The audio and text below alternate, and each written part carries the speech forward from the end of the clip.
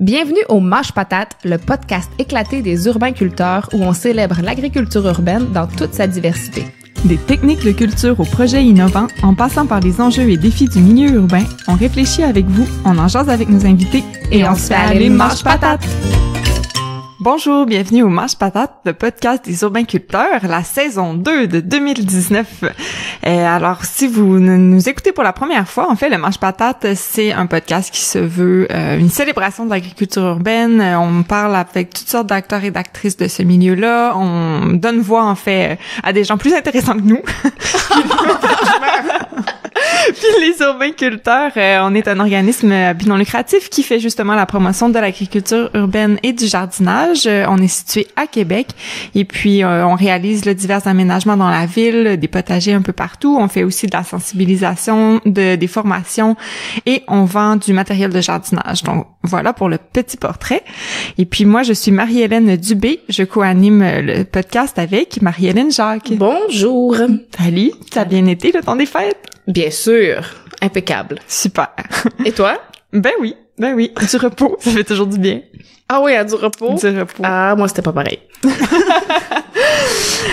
Alors, peut-être que, chers auditeurs, vous êtes en train de tranquillement planifier votre jardin de cet été. Peut-être que c'est un peu tôt, je sais pas. Peut-être que vous êtes en train. Mais sinon, vous avez peut-être pris des résolutions que vous êtes en train de déjà oublier. Hein, ça arrive à tout le monde. Mais c'est encore le temps, si vous voulez améliorer vos habitudes de vie, prendre soin de votre santé, tout ça, c'est le bon moment. En effet, il est jamais trop tard pour respecter vos résolutions et on vous suggère aujourd'hui de prendre de bonnes habitudes en intégrant les plantes médicinales à votre vie et bien entendu à votre jardin. On reçoit donc Capucine Chartrand qui est herboriste thérapeute accréditée et qui pratique depuis 2005. Alors bonjour Capucine. Bonjour Marie-Hélène et Marie-Hélène. Bien sûr, c'est la première fois qu'on l'entend. Donc Capucine, c'est quoi une herboriste? En fait, dis-nous la vérité. Au fond, es-tu une sorcière? Oh! J'aime toujours cette question-là. Bien, une herboriste, c'est un peu une sorcière. Je m'en doutais. Tu savais, hein? Les herboristes, qu'est-ce qu'on fait? Ben, on a plusieurs volets à notre travail. Moi, je me suis spécialisée dans la consultation, donc j'aide les gens à se soigner avec des plantes médicinales. J'enseigne aussi l'herboristerie, donc pour que les gens puissent retrouver leur plein pouvoir d'utiliser les plantes puis de prendre soin de leur santé. Il y a plein de volets, donc on peut cultiver des plantes médicinales, évidemment. Dans des jardins urbains, ça se fait très, très bien. On peut cueillir des plantes médicinales en forêt ou dans des champs, donc des plantes sauvages. On peut les transformer aussi. Donc, tout ça fait partie du métier d'herboriste. C'est très vaste, c'est très large. Puis... être herboriste, c'est aussi être en contact avec les plantes vivantes. Donc, pas que les plantes qu'on retrouve en magasin ou tout ça. Fait que c'est ça le lien avec les sorcières, au fond? Le lien avec les sorcières, ben en fait, les sorcières, ce que c'était pour moi, c'est des femmes qui s'occupaient des autres. C'est des femmes qui prenaient soin de leur communauté. Généralement, ça a été très démonisé par différentes... Le clergé, non? Le clergé. Non, là, comme ça, le clergé. Ça a été démonisé, mais les sorcières, c'était des femmes qui se réunissaient pour échanger des trucs de cuisine, de plantes médicinales, de tricot, de prendre soin des enfants les unes des autres. C'est ça que c'était des sorcières. Oh my God, je suis une sorcière moi aussi. Ben oui, Marie-Hélène. Bienvenue dans le club. Donc, c'est juste ça que ça fait. Puis pour moi, une sorcière, c'est vraiment positif. C'est vraiment quelque chose de très nourrissant pour une communauté qui a des sorcières dans une communauté parce qu'elles en prennent soin. Puis elles rappellent de ralentir le rythme puis de se poser puis de ritualiser les saisons aussi. Donc l'herboristerie quand on fait de l'herboristerie, vivre au rythme des saisons, c'est beaucoup plus intéressant parce que ben on va prendre soin des plantes au moment où elles sont à leur apogée pour leur usage médicinal. Je trouve ça intéressant que tu le présentes comme ça parce que je m'attendais à ce que tu parles plus de comme les plantes, comme faire des potions, je sais pas trop là que dans cette lignée-là, ouais, vraiment plus dans la comparaison avec les sorcières, mais c'est intéressant de voir même. Il y a ça aussi, tu sais, quand je fais des sirops par exemple, ben je vais mettre des intentions, puis tu sais les formules magiques qu'on entend dans les histoires d'enfants de sorcières, ben moi c'est comme ben je mets de l'amour puis je m'assure que tous les gens qui vont prendre ça vont leur santé va aller mieux. Donc c'est ça la formule magique, c'est les intentions qu'on met. Puis ça se fait dans le chaudron de soupe, ça se fait dans le gruau le matin, ça se fait dans les toasts qu'on met dans le toaster si on veut. Donc c'est ça. Fait que moi je pense que c'est plus une vision que une affaire de potion magique. Mais on en fait là. Je mettrai plus jamais mes toasts dans le toaster de la même façon. Ah, je suis contente. Puis là, si on parle donc de plantes médicinales, il y a des plantes qui sont quand même connues déjà pour leurs propriétés qu'on entend souvent parler, comme du ginseng, le gingembre parfois, ou des noms un peu plus exotiques là, comme de l'ashwagandha ou du guarana. Mais on s'entend que ça pousse pas vraiment au Québec comme genre de plante. Donc nous, ce qu'on t'a demandé de préparer, en fait, c'était un top 5 des plantes médicinales qu'on peut cultiver chez soi, ici au Québec.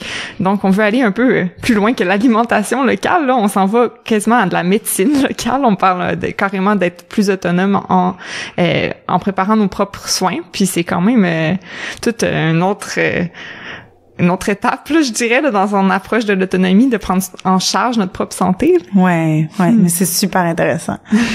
Donc moi, je vous avoue que je connais Capucine Chartrand depuis quelques années.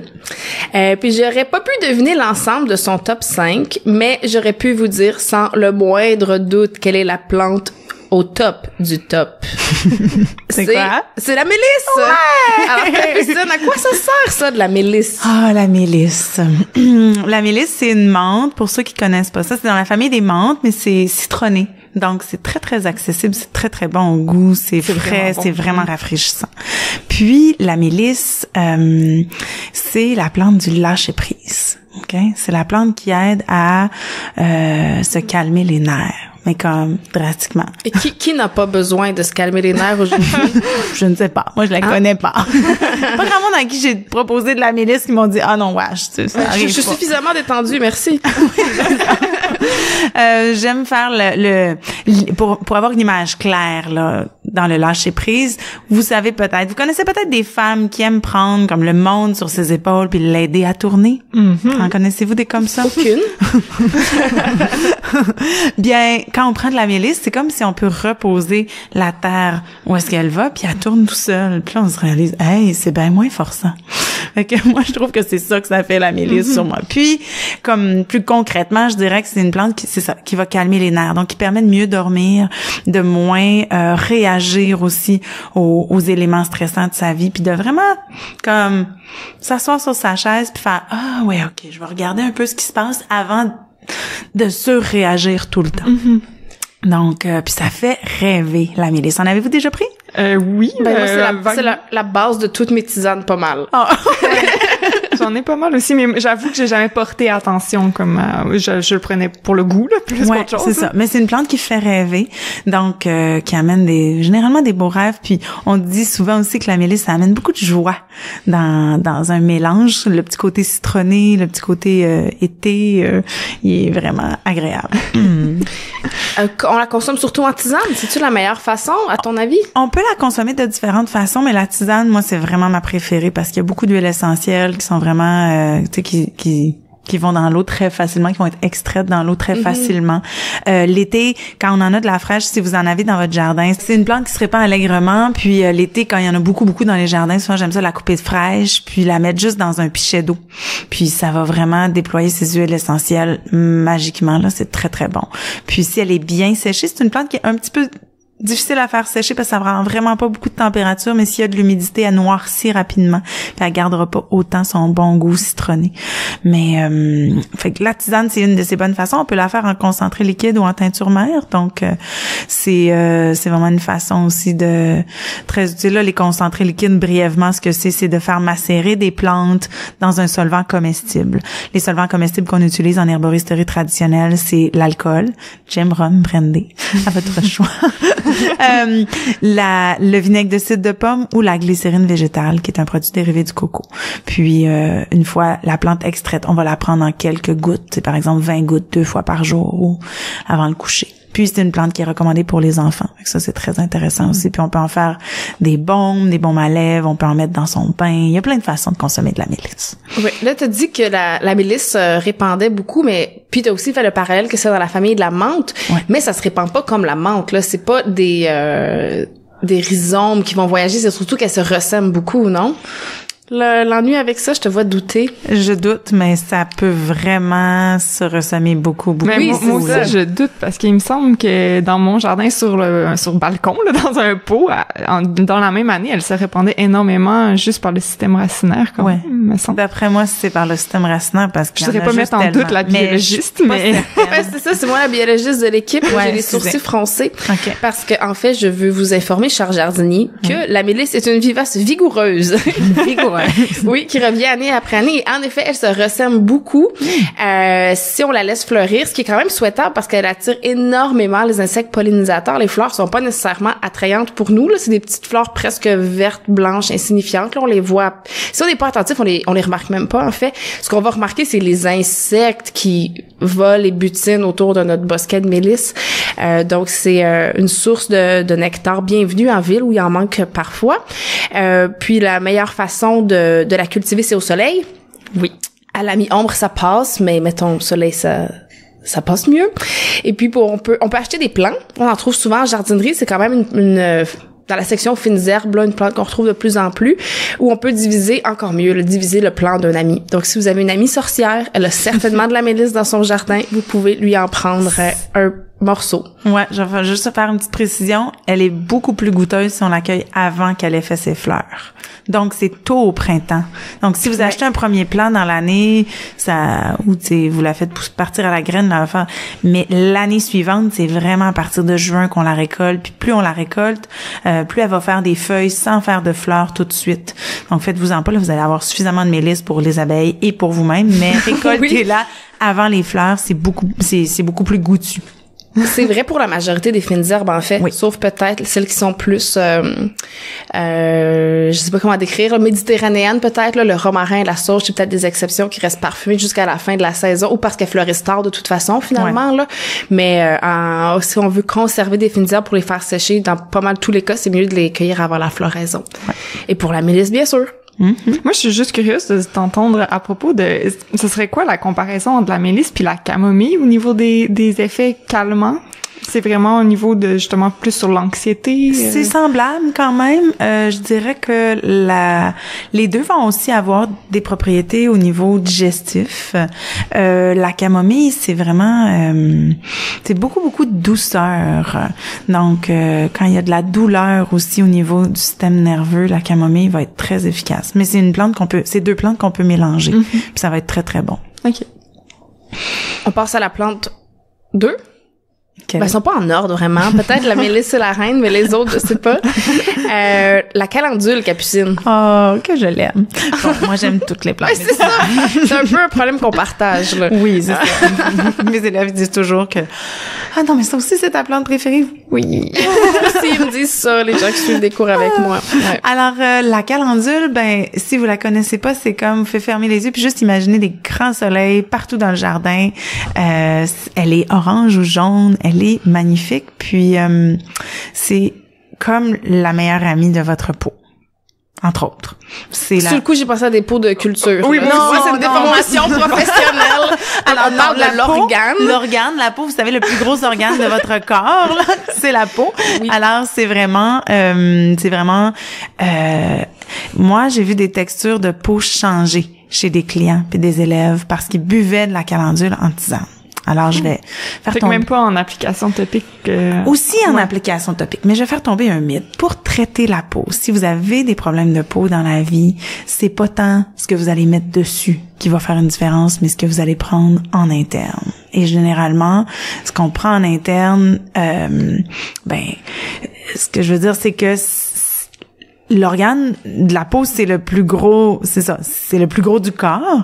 Donc, il y a vraiment un lien avec ce qui se passe à l'intérieur. Puis souvent, les gens mettent de la crème ou c'est pas tant efficace. Quand on va prendre la calendule en tisane, les mucilages que ça contient. Les mucilages, c'est comme un composé de la plante qui est un peu gluant. Comme dans les graines de lin. Ouais, exactement comme la graine de lin, chia, dans le gruyot même, il y a un peu, tu sais, c'est un peu gluant, c'est des mucilages. Ben ça, c'est vraiment bénéfique pour les cellules de la peau. Puis ça va aider à vraiment les régénérer puis faire en sorte qu'elles soient comme yum yum.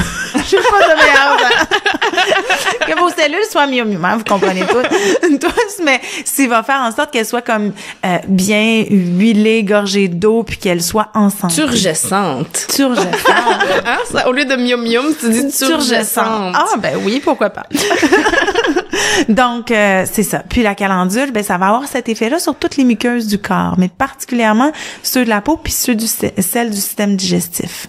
Donc ça va être une plante extraordinaire pour tous les troubles digestifs, puis elle a un impact merveilleux sur le système immunitaire. C'est une plante qui est antivirale, antibactérienne et antifongique. Donc, on pense aux virus, aux bactéries, puis aux champignons. Quand je dis champignons, comme le pied d'athlète ou des champignons de peau qui pourraient être ailleurs, des vaginites. Donc, c'est ça. Les virus comme tu sais, des fois, on a mal à la gorge, c'est un virus. Ben, la calendule va être intéressante. Donc, elle va travailler sur beaucoup de choses. Puis, c'est tellement beau dans la tisane. Si vous avez un bas d'homme ou une tisane vitrée, ça fait toute la différence. Ou même dans un plat frais aussi. Oui, c'est vraiment beau, on peut la consommer en salade. C'est une plante comestible, juste fraîche comme ça. Ouais. Oui, les pétales battus dans du beurre. J'avais été reçue à un endroit, il y avait des petits canapés charmants. Ça fait au moins 10 ans, je m'en souviens encore. J'en doute pas, c'est magnifique. Voilà, alors si vous voulez laisser un souvenir marquant à votre visite, pensez-y. Oui, ou juste quelques pétales sur un petit gâteau d'anniversaire, là, c'est magnifique, là. Donc, ou dans la crème glacée, ou, tu sais, il y a plein de façons de faire.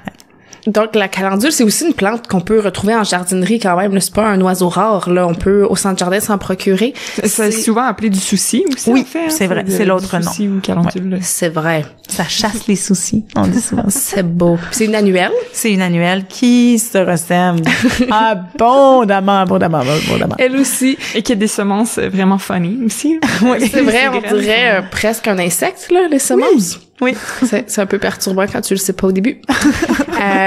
Soleil, mi-ombre, on peut les partir de la graine, on peut acheter des plantes jardinerie. Qu'est-ce qu'on peut faire pour stimuler la floraison? C'est couper les fleurs qui fanent. Parce que la plante, là, c'est pas bien de faire de l'anthropomorphisme, mais la plante se dit que, oh mon Dieu, j'ai raté mes graines, là, on m'a arraché mes graines, donc je vais refleurir. Oui. Donc, si on veut avoir de plus en plus de fleurs au fil de la saison, il s'agit de couper les caboches fanées. C'est une plante peu exigeante, puis c'est possible de la cultiver en pot. Pour les gens qui ont un balcon seulement. Et j'en ai eu beaucoup sur mon balcon. Pas des capucines, des calendules. Des capucines, c'est notre invitée, Marie-Hélène. Elle se marie bien au jardin. Les capucines, d'ailleurs, je sais que c'est une plante comestible, mais est-ce que ça a des propriétés médicinales? Oui, ça en a plein aussi. C'est beaucoup utilisé comme antibactérien au niveau pulmonaire, en fait. Ça en a plein. C'est pas une plante qui est commercialisée beaucoup parce que... Ben, pas pourquoi, en fait, là, mais selon moi, toutes les plantes médicinales devraient être commercialisées, mais il y en a qui sont plus efficaces que d'autres à cultiver, puis c'est ça. Donc, ça reste des petites fleurs. Puis, mais oui, très efficace, puis c'est très, très bon dans l'alimentation. Ben oui. Troisième plante. Oui. Tu voulais nous parler du basilic sacré. Oui, c'est mon grand coup de cœur de l'année, le basilic sacré. Il y a des plantes que j'ai apprises à l'école il y a plus de 15 ans maintenant, puis mais le basilic sacré est comme arrivé tranquillement dans ma vie. Puis je dirais que c'est un basilic, ok, c'est dans la même famille que le basilic italien là qu'on utilise pour faire le pesto. Mais le basilic sacré a un petit côté piquant. En fait, c'est une plante indienne, mais qui pousse très très bien ici. C'est une annuelle. Oui. Je confirme. Tu confirmes.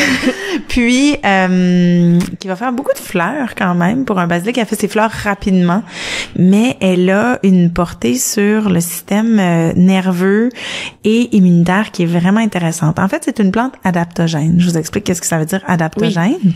C'est des plantes qui aident le corps à s'adapter au stress. Bon, hein, on disait tout à l'heure que beaucoup de gens stressés. Oui. Donc, les plantes adaptogènes vont travailler sur 3 systèmes qui vont faire en sorte que ça va venir aider à trouver un équilibre qui est plus sain au niveau du système immunitaire, du système nerveux, puis du système endocrinien. Donc, endocrinien, surtout au niveau des surrénales, qui sont les glandes au-dessus de nos reins qui produisent l'adrénaline et le cortisol. Donc, en prenant des plantes adaptogènes comme le basilic sacré, soit en tisane, soit en teinture mère ou en concentré liquide, comme j'ai expliqué tout à l'heure, ça va permettre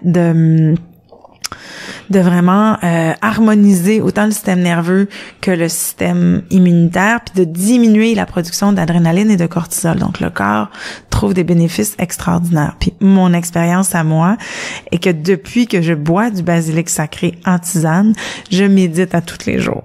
OK, je pense pas que ça arrive à tout le monde. Mais c'était un vœu que j'avais dans ma vie depuis très, très longtemps, de pouvoir être capable de me poser, puis de juste comme respirer, puis puis le basilic sacré en Inde est beaucoup utilisé pour ça, pour aider à méditer longtemps, puis tout ça. Donc moi, c'est l'expérience que j'en ai, puis je trouve ça formidable. C'est comme c'est une plante qui vient calmer, mais calmer profondément, comme à l'intérieur, puis les pensées. Donc c'est quand même c'est une expérience. Moi, je vous invite à l'essayer parce que c'est tellement bon en plus. Mon Dieu que j'aime ça. Est-ce qu'on peut le commander en quantité, genre une palette au complet? J'ai l'impression que ça pourrait te faire du bien. Non, mais ça n'en prend pas tant que ça, hein. Moi, quand je fais de la tisane, c'est une cuillerée à thé par tasse d'eau, là. Fait que t'auras pas besoin d'une palette dans ton année, je pense. Donc, j'avoue, la première fois que j'ai commandé des plantes médicinales au poids, j'ai eu une sacrée surprise. Oui. J'ai eu un kilo de feuilles séchées, ça C'est méchant, ça. Ouais, voilà. C'est ça. Pensez-y.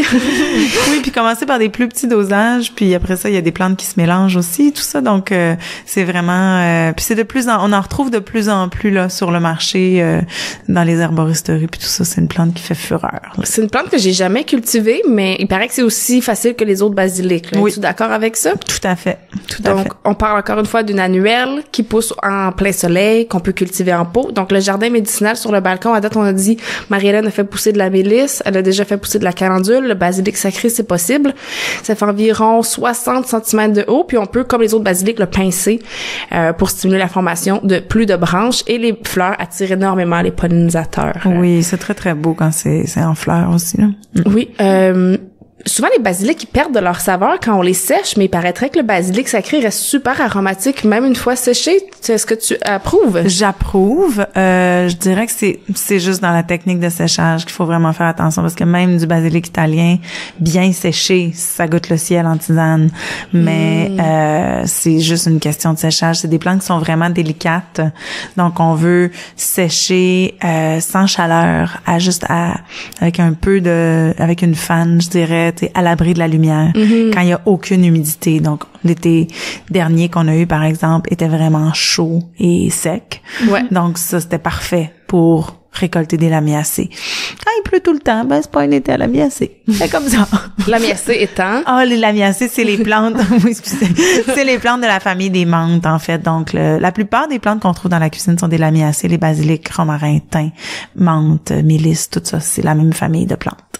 C'est une bonne famille. C'est une bonne famille. On l'aime beaucoup. Maintenant, on va parler je pense que c'est la plante médicinale la plus connue du grand public. Qui est-elle? L'échinacée! Oui!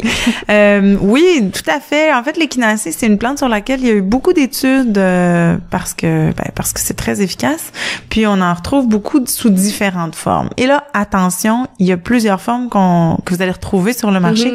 Et ils sont pas toutes aussi efficaces les unes que les autres. L'échinacée, la partie qui fonctionne le mieux, donc la partie qui nous intéresse le plus, c'est la racine, d'abord. Donc, si vous achetez des produits d'échinacée, assurez-vous que c'est la racine qu'il y a dedans et non pas les fleurs. Ça existe pour vrai, des gens qui vendent les fleurs? Oui. Ah ben. Qu'est-ce qu'on ferait pas pour faire de l'argent? Ah, je sais pas.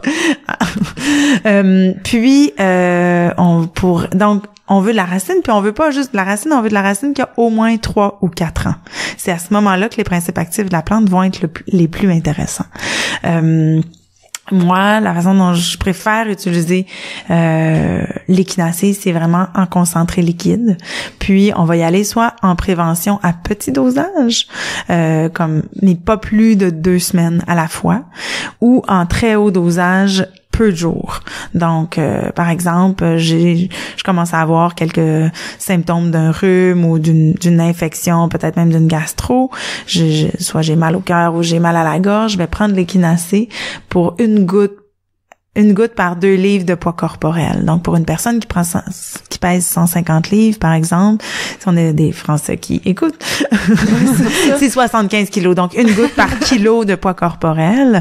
Et on va prendre ça à répétition dans la première journée. Donc, ça semble beaucoup, mais c'est vraiment ça qui va être le plus intéressant pour travailler avec l'échinacée. Puis quand on prend des concentrés liquides comme ça, on va mettre ça toujours dans un peu d'eau. On va pas prendre ça directement dans la bouche, on va le diluer. Parce que c'est amer, non? C'est amer. Même les racines. Puis, on sait que l'échinacée, c'est un bon échinacée quand ça gèle légèrement la langue. Fait que vous pouvez goûter 1 ou 2 gouttes sur la langue. Vous allez sentir un effet un peu d'engourdissement sur la langue, là. Comme quand on va chez le dentiste, ça dure juste beaucoup moins longtemps. C'est vrai qu'il y a des plantes qui font ça. Cette sensation-là de fourmis.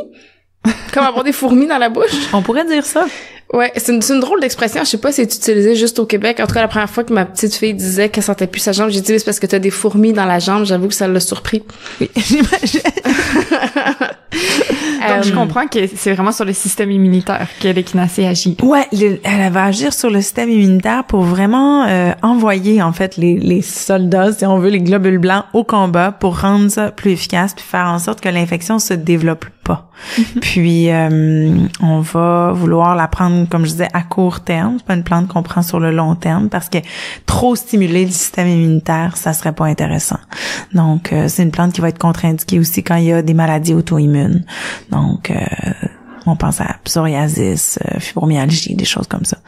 Puis, quoi dire d'autre sur l'échinacée? Ben, elle va avoir d'autres attraits aussi qui vont être intéressants en travaillant sur le système lymphatique. Donc, le système lymphatique qui est brièvement...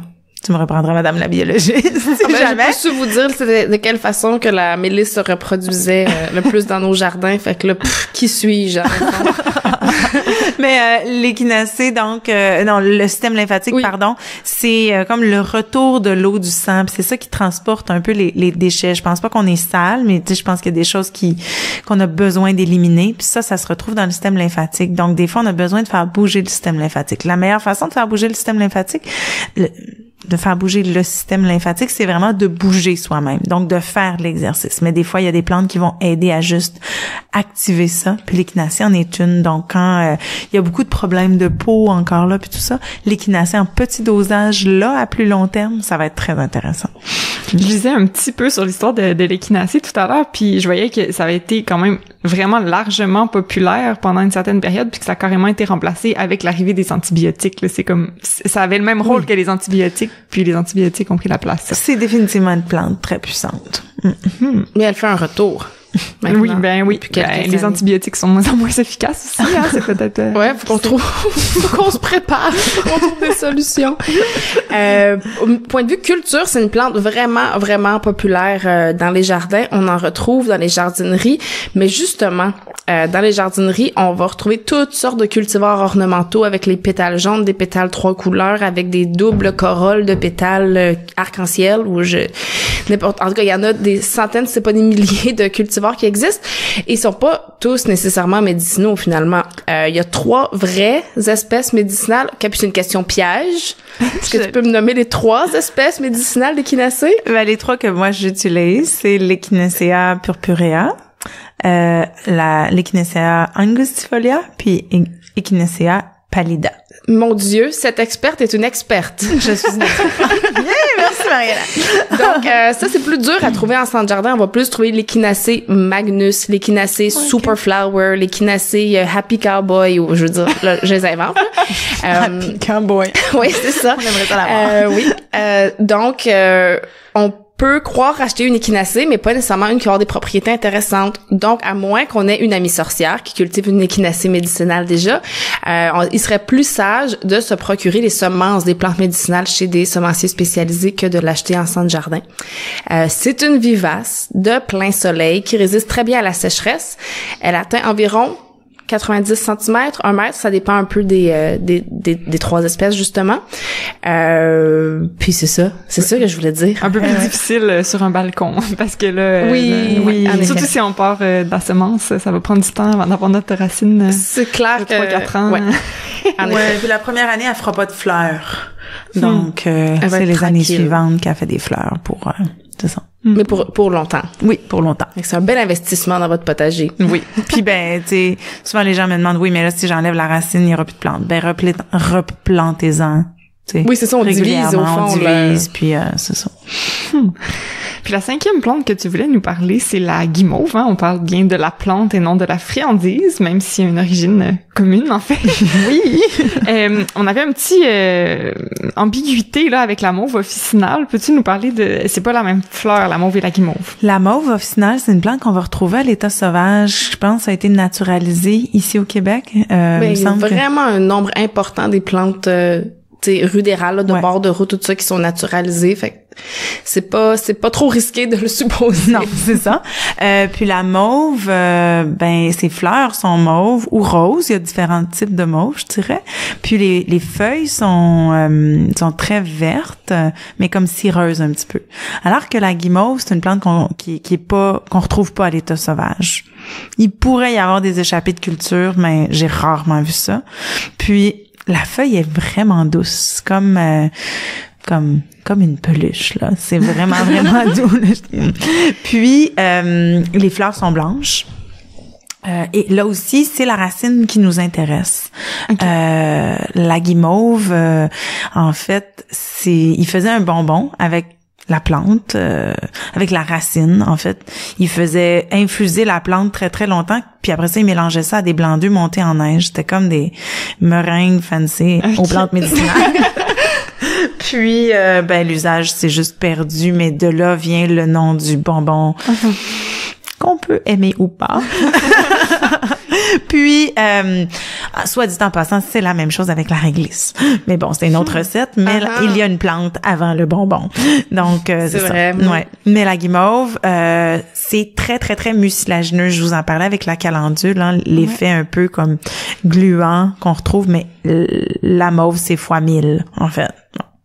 Ouais, fois 1000, hein. Allons-y. Soyons fun. Oui, c'est issu d'un calcul savant. Ouais, voilà. Puis, la guimauve, son endroit de prédilection, c'est les poumons.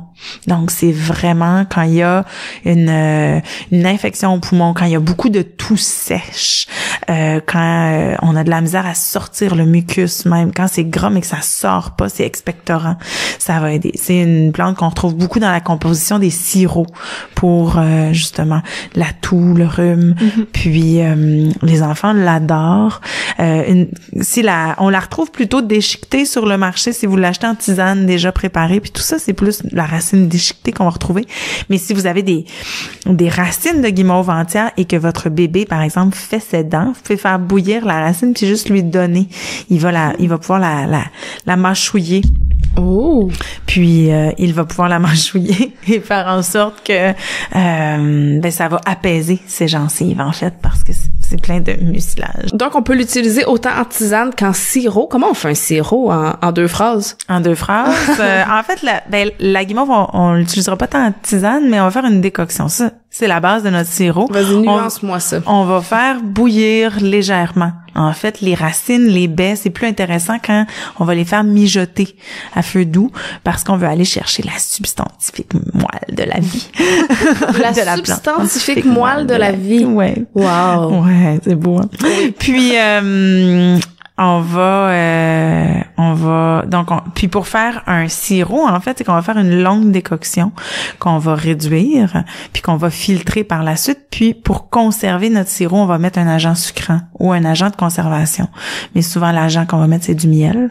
Puis là, on met pas une cuillère à soupe, là. Non, on met pas On en met. On en met. Souvent, on va mettre le tiers de la quantité donnée. Fait que si j'ai, mettons, 1 litre de sirop, je peux mettre un tiers, comme 300 millilitres, par exemple. Généralement, ça fait très sucré, mais c'est ça qui fait que ça conserve. Si vous essayez de faire des sirops, vous allez trouver plein de recettes un peu partout sur le web ou dans des livres, mais moi, souvent, j'en mets moins parce que je trouve ça trop sucré, mais à côté de ça, je vais rajouter soit un concentré liquide dans le vinaigre ou dans l'alcool qui aide aussi à la conservation parce que c'est une base stable, en fait. Avec en 2 phrases. 3, là, c'était ça le sirop. Comment ça se cultive, la guimauve? C'est une vivace.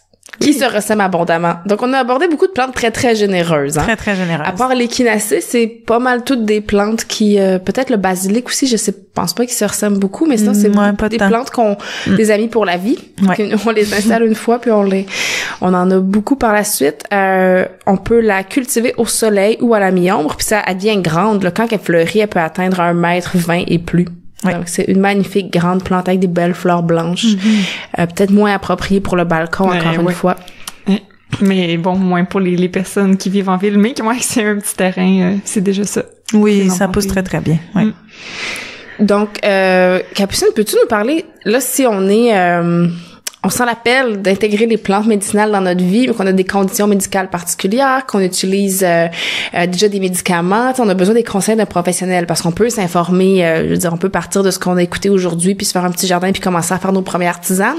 Mais peux-tu plus élaborer sur les services d'une herboriste professionnelle quand la consulter, pourquoi la consulter? Oui, tout à fait. Vous pouvez venir en consultation avec moi ou avec d'autres là.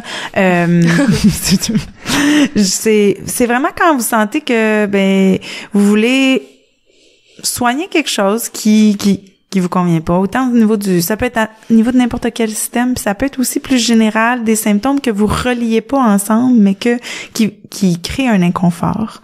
Vous avez mal à la tête souvent, vous faites souvent des infections, puis la digestion, il y a des affaires que vous savez pas c'est quoi, mais vous digérez pas bien. C'est très très variable ce qu'on peut soigner avec les plantes médicinales. Puis ce que j'aime moi dans ma pratique, c'est quand les gens viennent me voir en consultation, je fais un bilan de santé avec eux qui dure environ 1h30, puis j'ai vraiment le temps de vous poser toutes les questions sur votre vie, mais sur votre santé, puis dans quel contexte de vie vous avez aussi? Est-ce que vous êtes une mère de 3 enfants qui est complètement dépassée? Est-ce que vous êtes un homme d'affaires qui est tout le temps en voyage? Tu sais, il y a un contexte à ça, puis il y a une façon de soigner aussi chaque personne. Il n'y a pas de traitement fixe, je dirais. Puis ça, moi, c'est clairement le contraire d'une consultation avec un médecin. C'est pas pareil. C'est pas pareil. Donc ça, je dirais que c'est... Puis si vous prenez des médicaments, je vais faire des recherches pour m'assurer que les plantes que vous allez prendre vont être adéquates pour votre condition, puis qu'il n'y ait pas de contre-indication avec vos médicaments, évidemment. Ouais, quand j'ai consulté des herboristes dans ma vie ou toutes sortes d'autres thérapeutes plus alternatifs, mettons, je pourrais peut-être dire ça comme ça, c'est toujours ça qui m'a impressionné, c'est que l'humain est remis dans son contexte entier pour diagnostiquer puis comprendre la source de ses afflictions. Puis c'est vraiment particulier de se faire questionner sur soi. Comme ça nous permet à nous-mêmes des fois de faire un portrait global de nous-mêmes qu'on n'aurait pas fait autrement, là. Je trouve que c'est des belles occasions de non seulement avoir des recommandations de plantes à intégrer dans notre vie, mais même de faire un genre de portrait, un Polaroid de nous à cet instant-là. Il y a des belles prises de conscience, je trouve, qui émergent de... Ça fait comme partie de la thérapie, oui, c'est ça. De faire le point. Un peu, puis c'est vrai que les gens, souvent, ils réalisent pas. C'est comme au bout de toutes les questions que je leur ai posées, c'est comme ah ouais, j'ai peut-être abusé dans ce domaine-là, puis j'ai peut-être pas écouté la limite, tu sais, puis fait qu'il y a vraiment différentes façons. Puis je vais demander aux gens aussi qu'est-ce qu'ils sont prêts à faire. Est-ce que tu vas en boire de la tisane à tous les jours? J'en boirais une tasse. Ça va être ça. On va commencer par une tasse, puis après, tu vas peut-être augmenter. Est-ce que tu vas plus prendre des concentrés liquides ou des capsules de plantes? Il y a plein de façons de se soigner. Puis je travaille de concert avec l'alimentation parce que fondamentalement, ce qui rentre le plus dans notre vie à l'intérieur de notre corps, c'est des aliments. Donc, quels aliments vous consommez? Donc, vous le savez, vous faites des potagers, ça fait un impact qui est majeur quand on consomme des bons aliments. Bien entendu. Fait que c'est vraiment une approche super globale, vraiment un moment pour prendre soin de soi qui va beaucoup plus loin, à mon avis, que de simplement dire j'ai ces symptômes-là, fais-les disparaître, là. Justement, c'est comme un travail de plus longue haleine, mais on en tire des bénéfices sur le long terme merveilleux. Donc, je vous recommande d'intégrer l'herboristerie, les plantes médicinales à votre vie. Chaud demain, c'est pas parce que Capucine Chartrand, c'est mon ami. J'ajouterais que ça vaut la peine, justement, de peut-être en tout cas, moi, j'ai pas déjà fait de parcours en herboristerie ou quoi que ce soit, mais je connais plus les plantes médicinales dans des applications topiques puis dans des recettes de cosmétiques, do it yourself, tout ça. Puis je trouve que c'est souvent, en tout cas, c'est peut-être juste dans mon monde, là, mais c'est souvent comme ça que c'est mis de l'avant peut-être plus dans des produits, fait que ça vaut la peine de voir leurs propriétés qu'ils peuvent avoir si on les prend en interne aussi, puis pas juste comme sur sur l'esthétique, mais sur la santé vraiment. Oui, je pense, puis c'est sûr que c'est une super belle porte d'entrée aussi de commencer par juste nettoyer sa pharmacie puis d'utiliser des plantes qui sont dans la pharmacie parce que c'est vraiment plus bénéfique, c'est souvent vraiment moins cher, puis vous êtes souvent capable de faire ça dans votre cuisine. Là. Ça prend pas de laboratoire pour faire de l'herboristerie. Pour moi, je le dis souvent, l'herboristerie, c'est une médecine de cuisine. Ça se passe dans la cuisine. Mes sirops, je les fais dans les mêmes chaudrons que je fais ma sauce à spaghetti. J'en ai pas d'autres. Mais ça simplifie, je trouve, puis c'est important parce que souvent, les gens, ils trouvent ça gros puis ils comprennent pas, mais c'est comme faire un sirop, c'est pas plus compliqué que faire de la soupe, là, fondamentalement. Ouais. Ça se passe même dans le même ordre, tu sais. Puis on intègre, c'est la grande trilogie, là, c'est le potager, la cuisine et la santé. Oui, c'est ça. On se comprend. Puis je peux dire aussi que je fais des consultations, j'ai un bureau à Québec dans les Moiloux. Je fais aussi des consultations par Skype ou par internet là. Donc parce que c'est super si on peut se voir de vive voix, mais il y a plein de choses qu'on peut faire juste en se parlant aussi. Puis voilà. Puis, le mange-patate a des auditeurs dans le monde entier selon nos statistiques. Alors sachez que vous pouvez tous consulter Capucine Chartrand si vous êtes sous son charme. Oui. Ceux qui sont à Québec, je propose régulièrement en fait des cours aussi pour justement apprendre à faire des choses comme ça. L'été, on va dans des parcs pour identifier des plantes médicinales. J'offre des stages aussi d'été pour de vraiment comme se familiariser avec les plantes sur le terrain, parce que moi je pense que c'est ça le plus important dans l'herboristerie, c'est d'être en contact avec le vivant, qui fait toute la différence dans combien on a le goût de se soigner après avec quelque chose qui pousse chez nous. C'est tellement satisfaisant. D'ailleurs, on te réinvitera peut-être. On hésitait en deux sujets quand on t'a invité. On voulait parler justement peut-être de la cueillette là, urbaine ou sauvage de plantes qui poussent partout. On pourra s'en reparler quand il y aura un petit peu moins de neige, peut-être. Mais merci beaucoup, Capucine, d'avoir participé au Mange-Patate. Merci d'être venue nous parler. Merci à vous deux, c'était super. Oui, alors on espère que tes bons conseils vont inspirer la prolifération des jardins médicinaux urbains et vont encourager aussi nos auditeurs à maintenir leurs résolutions qui sont peut-être déjà loin. On est seulement 2 semaines après les résolutions, mais des fois, ça s'oublie vite. Donc, si vous voulez intégrer les plantes médicinales à votre vie pour vous maintenir en santé sur le long terme, c'est une bonne idée. Puis je dirais aussi que, tant qu'à vouloir avoir des bonnes résolutions pour votre santé et tout, continuez à écouter le Mange-Patate parce qu'on a des très bons invités qui s'en viennent dans les prochaines semaines. On va parler de toutes sortes de sujets, là, donc revenez-nous. On est aux 2 semaines, à tous les mercredis, on a un nouvel épisode. Et puis, avant de finir, on va écouter une capsule horticole préparée par notre collègue Marie-André. Oh, les petits pois, les petits pois, les petits pois, c'est un légume très tendre. Oh, les petits pois, les petits pois, les petits pois, ça ne se mange pas avec les doigts. Vous songez à réaménager votre terrain en y intégrant des vivaces, comestibles ou non, des arbres et arbustes fruitiers. Au fil de vos recherches, vous remarquerez qu'un chiffre suivi d'une lettre est souvent attribué à chaque plante, la fameuse zone de rusticité. D'après les conditions climatiques moyennes de chaque région du Canada, les zones les plus propices à la survie de différents types de végétaux ont été détaillées sous forme de carte. C'est le département de l'agriculture des États-Unis qui, en 1960, créa la première carte des zones de rusticité en Amérique du Nord. À cette époque, seules les températures hivernales minimales étaient considérées pour établir les zones. 7 années plus tard, Agriculture Canada créa une carte spécifique au pays, prenant en compte une grande variété de facteurs tels que l'enneigement, les vitesses maximales des vents, les températures maximales et minimales et la durée de la période sans gel. En 2000, cette carte a été actualisée par Ressources naturelles Canada en intégrant des données climatiques plus récentes ainsi que l'influence de l'altitude. On retrouve sur la carte 9 grandes zones de rusticité, 0 étant la plus rigoureuse et 8 la moins rigoureuse. Dans la zone 0, on ne pense même pas à cultiver des plantes, tandis qu'en zone 8, l'éventail des possibilités est très grand. Chaque zone est elle-même divisée en 2 sous-zones, A et B. De plus, une charte de couleurs sur la carte facilite la compréhension.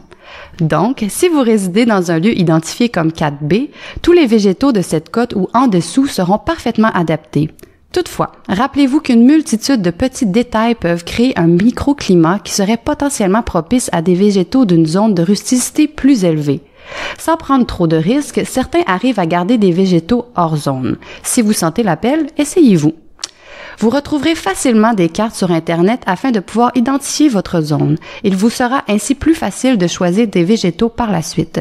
Vous pouvez consulter une carte du Canada, mais il en existe plusieurs ciblant seulement le Québec. En pépinière ou en centre-jardin, les informations sont souvent inscrites sur l'étiquette de la plante. Si vous achetez directement d'un producteur, il saura assurément vous guider. Intégrer des plantes pérennes à votre aménagement, clairement un investissement sur le long terme. Et voilà, c'est ce qui conclut cet épisode. Merci de nous avoir écoutés. Si vous avez aimé ce que vous avez entendu, n'hésitez pas à vous abonner, à partager l'épisode avec vos amis et puis laissez-nous des j'aime, des étoiles, ce que la plateforme où vous êtes permet de laisser. Et puis vous pouvez suivre les urbainculteurs aussi sur Facebook et sur Instagram. Alors on se retrouve dans 2 semaines. Bye bye. À bientôt, salut. Au revoir. Merci d'avoir écouté Mâche Patate. Je suis Hubert Corbeil, président du conseil d'administration des urbainculteurs. L'épisode que vous venez d'écouter était animé par Marie-Hélène Dubé et Marie-Hélène Jacques. À la technique et au montage, Dominique Magny. La capsule horticole est préparée et animée par Marie-André Asselin. Merci et à bientôt.